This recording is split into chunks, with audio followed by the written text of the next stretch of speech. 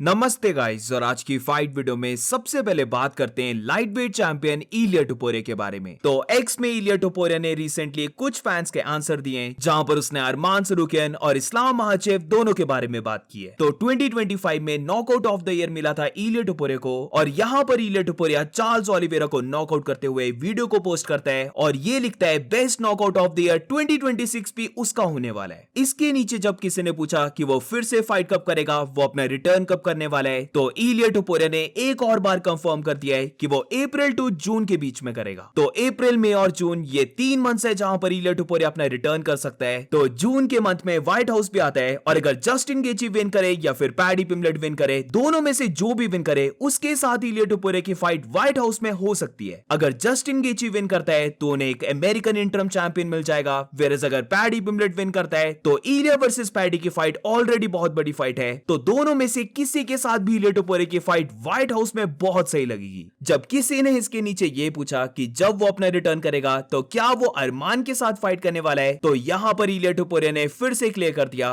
कि वो पैडी पिम्बलेट और जस्टिन गेची के विनर के साथ करेगा। अब अरमान का क्वेश्चन इलिया टुपोरे से एक और पूछा जाता है, जहां पर किसी ने पूछा था कि क्या वो अरमान सरूकियन को नॉकआउट कर सकता है, तो इलिया टुपोरे ने बस यहां पर लिखा है इजी। इलिया टुपोरे मानता है कि वो अरमान सरूकियन को इजीली नॉकआउट कर देगा। इसके बाद जब वेल्टरवेट चैंपियन इस्लाम महाचेव का क्वेश्चन आता है, तो किसी ने यह लिखा था कि इस्लाम उसे सबमिट करने वाला है, तो इलिया इसका आंसर देता है कि इस्लाम अपनी ड्रीम में भी उसे सबमिट नहीं कर सकता। इस्लाम महाचेव ड्रीमिंग में भी बैड है, यानी कि यही बात कि अपने सपनों में भी इस्लाम महाचेव उसे सबमिट नहीं कर पाएगा। अगर हम इलिया टुपोरे की अपकमिंग फाइट्स को देखें ना, तो हर एक फाइट बहुत एंटरटेनिंग बन रही है, जहां पर सबसे पहले तो वो जस्टिन गेची या फिर पैडी के साथ फाइट करने वाला है। अगर दोनों के बीच में पैडी विन करता है तो ऑटोमेटिकली ये फाइट बहुत बड़ी फाइट बन जाएगी, जहां पर ट्रैश टॉक होने वाली है दोनों के बीच में। फिर उसके बाद अगर सपोज करो कि इलिया विन कर जाता है, तो पोटेंशियल उसका नेक्स्ट ओपोनेंट अरमान सरूकियन हो सकता है। और वंस अगेन अब यहां पर थोड़ा सा बैड ब्लड है, तो ऑब्वियसली यहां पर भी ट्रैश टॉक होगी। दोनों फाइटर्स क्लेम करने वाले हैं कि उनकी रेसलिंग ज्यादा बेटर है। और फिर उसके बाद अगर सपोज करो कि इलिया विन कर जाता है, या फिर वो लाइट वेट से वेल्टरवेट डिवीजन में मूव हो जाता है, तो वहां पर उसकी फाइट हो सकती है इस्लाम महाचेव के साथ। एंड वी ऑल नो कि दोनों के बीच में अब कितना बैड ब्लड है। एक से एक बढ़िया फाइट बनती है इलिया टुपोरे की, बट होपफुली वो एक्टिव रहे। जो भी उसका ऑनगोइंग केस चल रहा है वो जितना जल्दी हो सके उतनी जल्दी फिनिश हो जाए। और एटलीस्ट मैं इस साल होप कर रहा हूं कि इलिया टुपोरे 2 बार फाइट करे। Whereas moving on to the next update, तो अब बात करते हैं वेल्टरवेट चैंपियन इस्लाम महाचेव के बारे में। तो यहां पर इस्लाम ने बहुत अच्छा अपडेट दिया है, जहां पर इस्लाम महाचेव के अकॉर्डिंग वो अब ज्यादा एक्टिव रहने वाला है। तो इस्लाम का ये कहना था कि वो इस साल एटलीस्ट एम कर रहा है कि वो 3 बार फाइट करे, जहां पर अब उसकी बॉडी कंप्लीटली फ्रेश है। उसे नो लॉन्गर वेट को कट करना पड़ता है, जिसकी वजह से उसकी बॉडी को रिकवर होने में जो टाइम लगता है वो टाइम अब उसे नहीं देना पड़ेगा। तो इसीलिए वो 2026 में एम कर रहा है कि वो 3 बार फाइट करे। देखो, ये न्यूज तो बहुत अच्छी है, but to be very honest, इस्लाम का 3 बार फाइट करना साल में, ये चीज मुझे थोड़ी सी मुश्किल लग रही है। अगर इस्लाम जनवरी में माइकल मोरालिस के साथ फाइट कर लेता और फाइट को रिजेक्ट नहीं करता, तो हाँ डेफिनेटली फिर उसने 3 बार फाइट कर लेनी थी। बट अब सबसे पहले रमजान है, फिर रमजान के बाद वो फाइट करेगा। वहां पर भी ये देखना होगा कि वो कौन से कार्ड में फाइट कर रहा है, और फिर उसके बाद पोटेंशियली वो 3rd क्वार्टर या फिर early 4th quarter of the year में फाइट करेगा, जहां पर सपोज करो कि वो कोई अबू धाबी के कार्ड में फाइट कर रहा है। तो 2 बार इस्लाम महाचेव फाइट करेगा इस साल, ये ज्यादा रियलिस्टिक है। बट हाँ, अगर इस्लाम महाचेव 3 बार निकाल देता है तो ये सच में बहुत इंप्रेसिव और काफी मजा आएगा। और अब moving on to the next update, तो ये थोड़ा सा आउट ऑफ नोवेयर है, जहां पर फॉर्मर बीएमएफ चैंपियन जो व्हाइट हाउस में बोला जा रहा है कि अपना यूएफसी में रिटर्न करने वाला है, यानी कि ये वाला अपडेट हॉरे मास्विडाल का है, जहां पर मास्विडाल ने हिंट दिए कि मे भी उसकी फाइट हो सकती है कॉनर मैग्रेगर के साथ। तो रिसेंटली हॉरे मास्विडाल ने टीज किया है कि उसकी फाइट व्हाइट हाउस में एक बहुत बड़ी होने वाली है। तो मास्विडाल का ये कहना था कि वो रियली कुछ ज्यादा बता नहीं सकता, बट उसने ट्रेनिंग स्टार्ट कर दी है something big, something very big के लिए। सोन ही उसकी एक फाइट न्यूज आने वाली है, जो बहुत बड़ी फाइट न्यूज होगी। और हाँ, वो यहां पर ये बता देता है कि ना तो वो ये कंफर्म कर सकता है और ना ही वो इस चीज को डिनाई कर सकता है कि उसका ओपोनेंट कॉनर मैग्रेगर होगा। सेकंड पैराग्राफ में मास्विडाल यही लिखता है कि वो ट्रम्प का फेवरेट फाइटर है, बट ये इंपॉर्टेंट नहीं है, बस यहां पर लास्ट लाइन इंपॉर्टेंट है, जहां पर हॉरे मास्विडाल ने लिखा है कि may be with in 10 days वो जिस ओपोनेंट के साथ फाइट कर रहा है उसका नेम निकल के आ जाएगा। तो लेट्स सी क्या मास्विडाल का नेक्स्ट ओपोनेंट कॉनर मैग्रेगर होता है। जहां पर किसको याद है जब कॉनर ने डोनाल्ड सिरोनी के साथ फाइट की थी, और वहां पर जब कॉनर ने काउबॉय को नॉकआउट कर दिया था, तो जो रोगन के साथ इंटरव्यू में स्टार्टिंग में कॉनर बहुत आराम से बोल रहा था, बट फिर एकदम से वो फ्लिप हो जाता है और कमारू उस्मान एंड होरे मास्विडाल को कॉल आउट करता है, क्योंकि उस टाइम पर ये दोनों ही फाइटर्स कॉनर को बहुत ज्यादा कॉल आउट कर रहे थे, स्पेशली जब बात करते हैं होरे मास्विडाल की, जहां पर मास्विडाल ने तो ये तक बोल दिया था कि कॉनर उसे साइज में इतना ज्यादा छोटा है कि यूएफसी ने लिटरली ये फाइट करवाने से मना कर दिया, क्योंकि कॉनर का साइज बहुत छोटा है उससे। क्वेश्चन तो यहां पर अभी भी यही बनता है, क्योंकि होरे मास्विडाल अब मुझे नहीं लगता कि 170 बना पाएगा, क्योंकि जब वो अपने प्राइम ईयर्स में भी फाइट कर रहा था तो वो मर मर के बनाता था 170 पाउंड्स, और अब तो वो रिटायर हो चुका है और रिटायरमेंट से वापस आ रहा है, प्लस इसके ऊपर से वो ओल्ड भी हो चुका है, तो आई रियली डोंट नो कि वो 170 बना पाएगा। वेरस अगर कॉनर की बात करें तो रिसेंट जो वो पिक्स को अपलोड कर रहा है या फिर वीडियोस को अपलोड कर रहा है, वहां पर कॉनर मुझे बहुत ज्यादा लीन लग रहा है। वो एक प्रॉपर तुम बोल सकते हो 170 पाउंड्स के लिए अपनी बॉडी को बना रहा है, तो अगर दोनों के बीच में फाइट होती है तो I am really not sure कि ये फाइट कैच वेट में करवानी पड़ेगी